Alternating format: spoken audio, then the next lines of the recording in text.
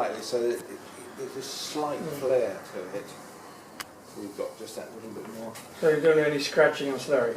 No, if it was a little bit dry, then I might scratch it. Just, I'm just checking my old vet habits. I find that this wiggling is what does it.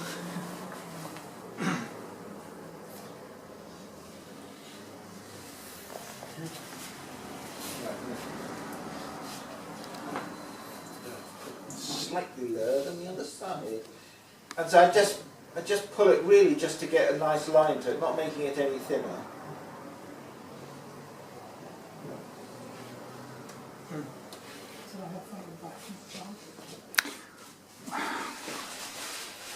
It's not something I do put in bowls. Probably just makes it easier and quicker. You just work to the line, right? Maybe. Yeah. I need to gauge the pot. I don't have to think about it.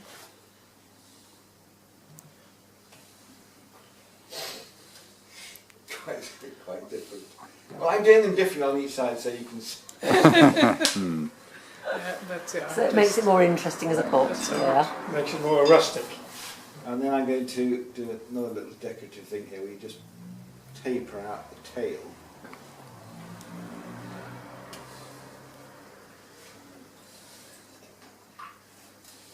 Roll that back on itself. So cute. Oh, sweet. And often the mistake two people make is when they join it here at the bottom.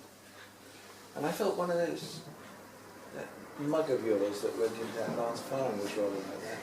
If you press that too hard, which is often what people do, they end up with it's sort of pinched so that